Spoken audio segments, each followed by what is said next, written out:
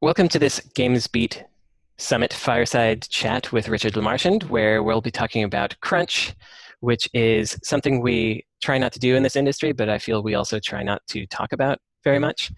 I'm Brandon Sheffield, Creative Director of Necrosoft Games, and before we begin in earnest, I'll give you a little primer on Richard. He's been a game designer for almost 30 years, or has it been 30 years? Gosh, almost. Yeah, very 20, close. 29 in the fall. Ah, geez.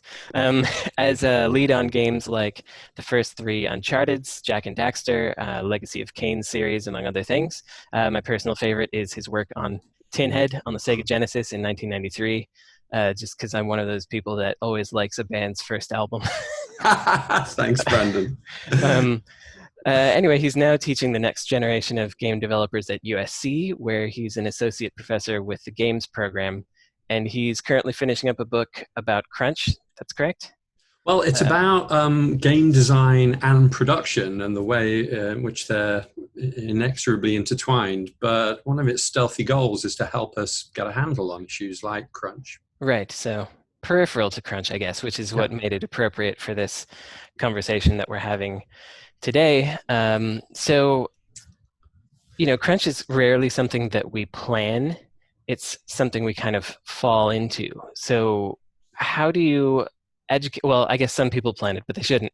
How do you educate people about this, since we so often fall into these traps that we don't really know are there? Well, thanks, Brandon. Thanks for the great introduction. And it's really good. I went right into the question. Sorry. No, that's all right. And I just wanted to say it's really great to be here at the GamesBeat conference. I'm a big fan of GamesBeat, it's a privilege to be here in these special and strange circumstances as well.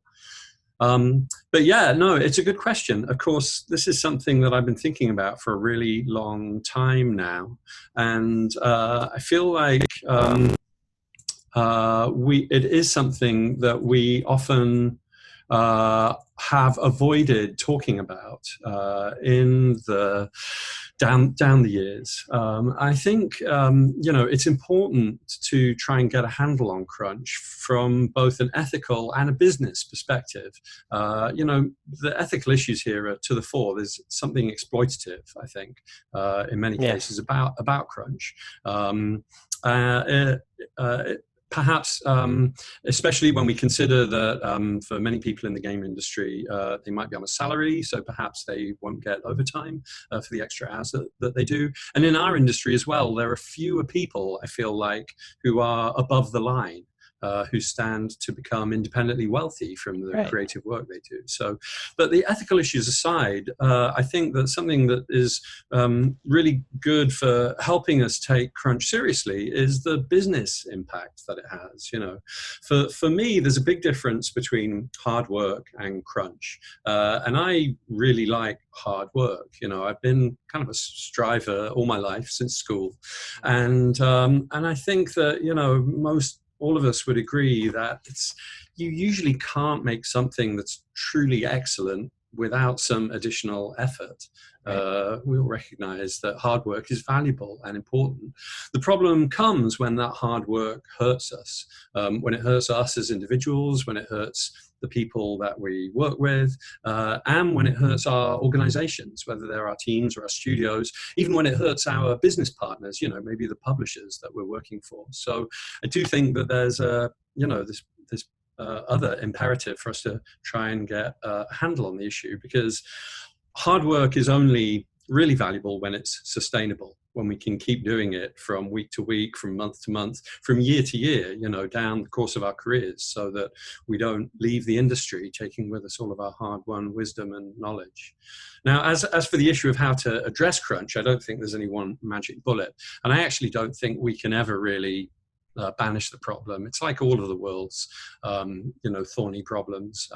We just have to do our best to mitigate them in the circumstances that we find ourselves in. And the answer to the question in any given context will be very dependent on the situation. I think always it starts with talking about it And I think that's what's happened in the game industry. Over the course of the last couple of decades, we became more willing to talk about it rather than just accepting it as a fact of life. And then once you've got the conversation going, once there is some willingness to affect a change, then I think we can start to look at the particular solutions that will help in a particular situation. I think that Agile was a big part of improving things so that we could get a better handle on our projects, leaving us in a better position to be able to scope them in a timely way.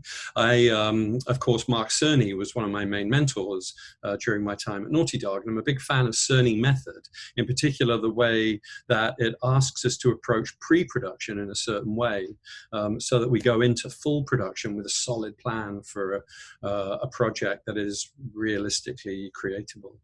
And of course, there's loads of other stuff. I think just a little more structure is something that helps us get a handle on our projects. How important is it to impart this kind of thing to young people? Because I feel like in this industry, we have a tendency to throw young people at a problem rather than try to keep them from this problem or educate them about it in advance. Right. Well, I think it's particularly important to talk to people who are either entering the industry now or going to be in a few years, to talk to them about this issue. And fortunately, our students are more and more showing up at USC with a pre-existing awareness of this issue, just because it's been discussed a lot more in the gaming press over the course of the last few years. My friend Matthew Seiji Burns, who I'm sure you know, he's a game writer and musician, designer, producer, incredibly talented and wise person, said this thing to me a few years back as we were getting prepared for a GDC panel with Jane Pinkard and Frank Lance about this. And he said that he felt that university programs often accidentally taught their students to crunch by not scoping their projects in a timely way, so that they had their first experience of crunching at the end of a project to get it done in school, and then they would just assume that was just the way that games are made, So I took that as a call to focus on this issue when I became a teacher in 2012. I think that's one more reason why it's responsible of university programs to look at this with their students.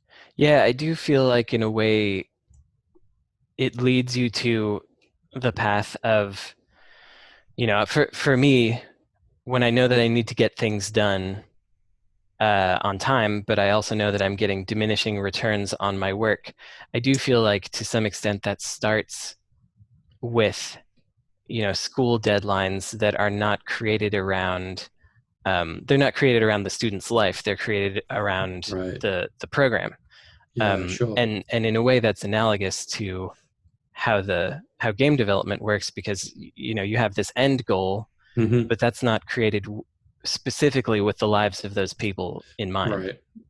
So, this, what you're describing is the nexus of a few different issues related to game development and Agile. One of the big important things for me in Agile is the idea that rather than having a fixed spec for whatever it is that we're making, the specification is going to be the result of an ongoing negotiation between the client and the developers.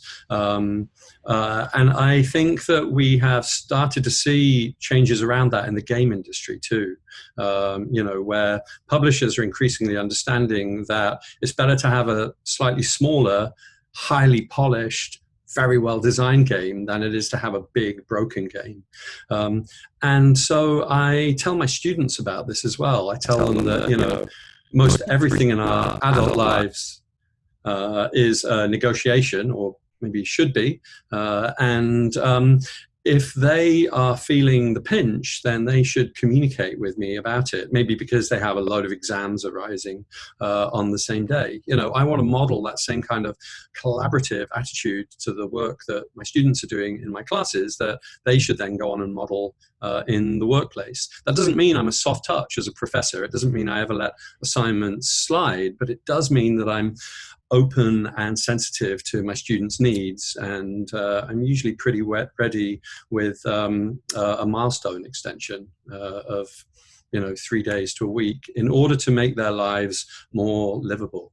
And in the era of teaching in Zoom and other online platforms, I think this is even more important, that we consider that our students are quite prone to Zoom burnout. There's a much higher cognitive load when you are looking at 30 faces in a rectangle with all of the kind of social cognition as well as the intellectual cognition that's happening in that time. And it's important that we take that into account and make allowances for it. So I feel like it's kind of analogous to, as a manager, what can you do once you start seeing that crunch coming up to mitigate it? As a professor, you can to an extent extend deadlines, but when there's money coming into play, either you need some more money or some more time or some more people or there's that like hierarchy of three things. Competing priorities. Yeah. I mean, again, it's highly dependent on the specific context, the situation, right, Sure. that manager finds themselves in. A few different things occur to me. One, obviously, is this idea that we should see if the goal is at all flexible, if there's any wiggle room, either in the date or the list of things that we're trying to deliver for that milestone. I think very often, in the past, managers were stuck in the mindset that there was no room for maneuver around that it was inappropriate for them to negotiate. Again, I hope today that attitude is changing. I do feel like a good producer is regularly a kind of middle person between the team and whatever client is out there. And I think that a good producer always advocates for the client to the team, and advocates for the team to the client. And so again, maybe it boils down to like communication, saying honestly to everyone what the situation is, asking for what you think you need, and then being open to hearing a slightly modified version of that back from either side to see what you can work out in the middle. And there can be a real fear of cutting, especially as you get toward the end of a project. Right. Where you naturally actually want to add things because you know exactly what the game is at this point, and you know exactly what will make it better now. Right. But this is the time when you have, you're up against it, and so. Well, I think that in the USC Games Program, maybe because we're in a school of cinematic arts and we're surrounded by writers, we do a lot of talking about killing your darlings. This idea that, as a writer, you might have loads of great ideas for your novel or your screenplay, but they don't necessarily all belong in there, either because they don't fit or because you haven't got room for them. So we talk to our game students a lot during the process of scoping about the importance of, getting rid of some of your most beloved parts, or the things that you want to add at the end, but that you really shouldn't. And I think that's very helpful. Again, it comes back to this idea which every game designer learns fairly early in their career, and which I think, game publishers are starting to learn as well. The player will never miss the great idea that you had for your game and didn't have time to put in the game. But the player will certainly notice the things that you put in the game which you didn't have time to polish and make excellent. So I do understand that it's important to be competitive. You have to arrive in the market with a competitive product. I think we just have to be smart about how we do that. Yeah, and I think that lately the DLC has become such a part of the game development cycle at this point that to some extent I feel like as a manager type I can promise someone, not promise, but I can say if we do this well enough we can put it in as DLC. And I think that, the fact that teams often have to make DLC or support games as service as soon as they ship, that's one more reason for getting a handle on crunch so that people are still relatively fresh at the very end of development. So, do you believe in rewarding people after crunch? I wonder if this is, obviously people need time off to recover, but does it become this kind of roller coaster of crunch and you don't want to get into the pattern? Well, I definitely don't believe in punishing people for crunching, like Right. withholding a reward or something. And certainly, I do believe that when people have worked extra hard for a sustained period of time, they need time off. They need real time off with completely clear headspace. And I've got to say that, the end of crunch vacations that I had, whether they were kind of 3 to 6 weeks at the end of a Naughty Dog project, or the 3 months that I took off at the end of the first Soul Reaver, were some really excellent times in my life. It's quite rare in our adult lives that we get a big chunk of time off that we can devote to whatever we care about. In my case, it's travel. And I went around the world for the first time at the end of the first Soul Reaver. So I think that, again, maybe it depends on the context, right? It depends on the compensation that the developers are receiving, both as a team and as individuals. It depends on how long they've been with the studio. I guess my focus is always on sustainability. I'm all about growing team culture and studio culture that is going to not just produce one really great game, but that is going to be able to keep producing many great games over a long period of time. We don't just want one hit, we want a string of hits, right? Yeah, this is something I've been slowly learning over time because as an indie developer, my really cool idea was that I was going to build a new team around every new game, and quickly gave up on this idea because, to cultivate a culture and have a team that you can specifically rely on and know what their strengths and needs are is incredibly valuable toward having those future potential hits.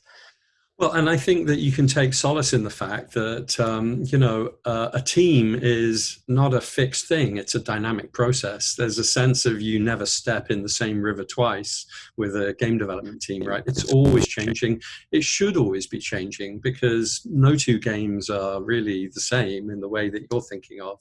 Yeah. And our development process, our design and production processes always need to be evolving and adapting to the task at hand. So I think you can have your cake and eat it, Brandon. Excellent. Um, so talking of company culture, there's something that I've been calling the toxic gatekeeper problem, where you have a very smart person who does very good work, but kind of stops other people from doing their work effectively with their attitude or approach to work. How do you approach this kind of problem?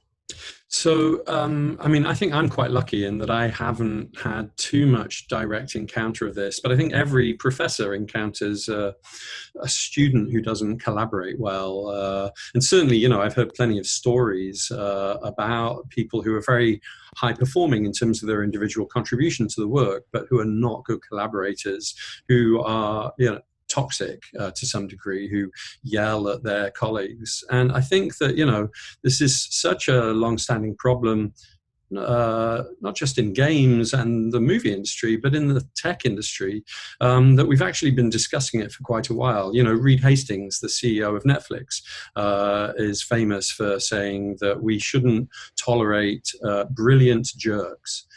People who are great at what they do, but really bad for their teammates to relate to. And, as long ago as 2009, Robert Sutton, who's a professor at Stanford, published his famous book, The No Arsehole Rule. building a civilized workplace and surviving one that isn't. And he gives us these 2 rules in that book to act as a litmus test for identifying these people on our teams who are not contributing to full capacity. He says, after encountering the person, do people feel oppressed, humiliated, or otherwise worse about themselves? And then the other part of the litmus test is, does the person target people who are less powerful than him or her? I think it's one thing to be difficult to get along with. It's another thing to be leveraging the power and the privilege that you hold, right, against others. And so I definitely think this is a problem that we have to deal with in whatever circumstance that we find it. It's a responsibility of team leadership, I think. Ultimately it's leadership who has the most power and privilege in a situation. And problems that go unaddressed are only going to get worse over time. So I don't think it's necessarily as simple as firing someone. I think very often people who are bad collaborators in this way don't really realize what they're doing. Maybe they don't realize the impact that they're having on others, or the damage that they're doing to their team's ability to get work done. I think it really begins with an honest conversation with the person to see if there's some kind of help that they can be given to improve around their interpersonal communication skills. And that kind of intervention can unfold over quite some time, really respecting the person in their individual struggle, and then ultimately seeing if there's a different part of the team or a different team that's a better fit for them. Right. It's a challenging issue, though. We've all heard stories of people who struggle with this. Yeah, I've worked with many, so it's a challenge. And as a manager, when managing these kinds of situations and crunch in general, do you worry that there's the potential to focus too much on folks who are struggling in in kind of ignoring those who look like they're succeeding? So I guess throughout my time as both a manager in the game industry and now as a professor, I've thought a lot about this. I think that when I became a professor of game design, I had a fear that perhaps it would be the students who were highest performing that would get the most of my time and attention, just because I was really into what they were doing. Actually, I found out that if anything, there was a danger of the opposite situation being the case, that naturally when you see a student struggling, you want to give them the time and attention that they need in order to be able to achieve whatever it is that they're trying to achieve. And so there's the opposite danger, that my attention would be pulled away from the folks who were doing well. And I actually think that we see that same kind of dynamic in many game development workplaces, where it's the squeaky wheel that attracts the attention, and people who are really excelling at their work might not get very much feedback about it. So I do think it's incumbent on anyone who's in any kind of leadership position, management, or even just anyone on a team who will see good work being done and give positive attention to that in equal measure to attending to problems. Because I'm somebody who, as an individual, I can go a long time, for a long time, just realizing that the work I'm doing is at least okay, if not good, and gaining satisfaction from that.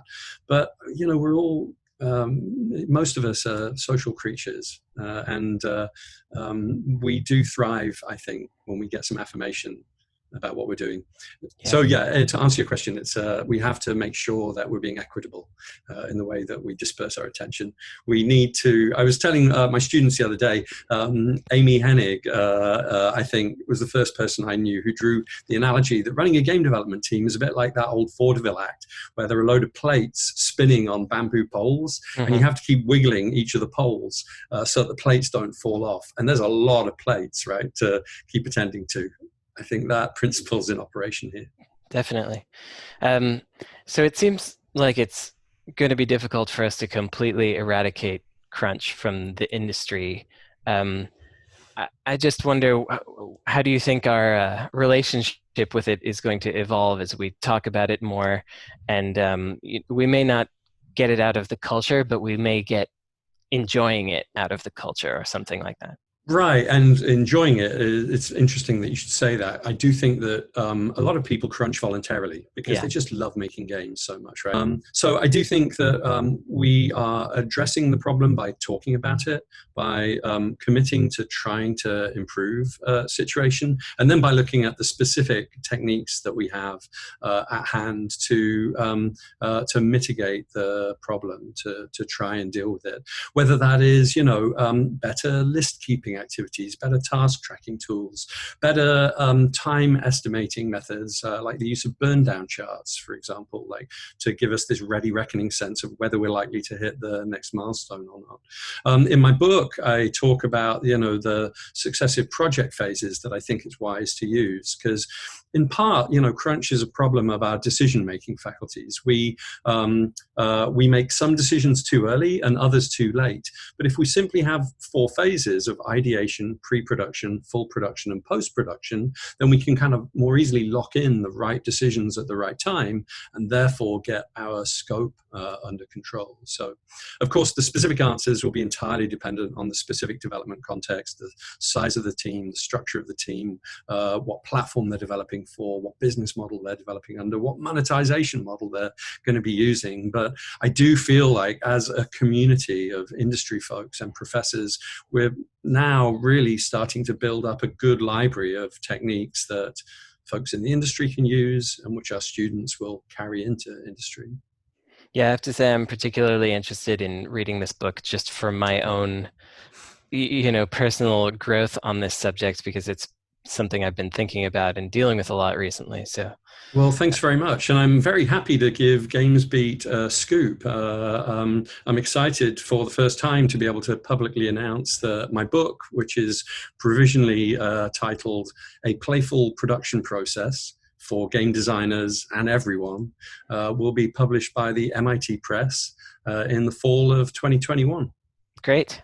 Looking forward to it. And you have some other stuff going on at USC that you wanted to talk about, I believe. Yeah, I would be very remiss if I didn't mention a couple of things that are happening right now. One is the Zoom Jam, which is the brainchild of my friend and colleague, Jeff Watson, who's a game designer and scholar of games. And the Zoom Jam is a jam that's been running for a few weeks now.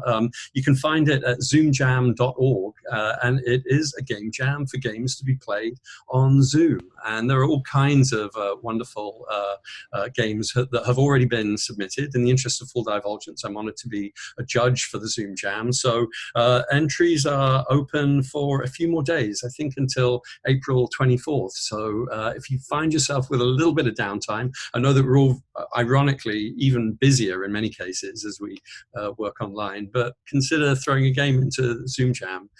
It's a ton of fun. And check out Todd Martin's article about it on the LA Times. And then, of course, like every games program, we have a big end-of-year show, and we really feel for our students who are under lockdown and quarantine right now, that we're not going to be able to have an in-person USC Games Expo, our big show that we've been running for a few years. But of course, we are going to do it online. So please put in your calendars right now. The USC Games Expo is going to be on May the 12th. It's going to begin streaming online at 2 p.m.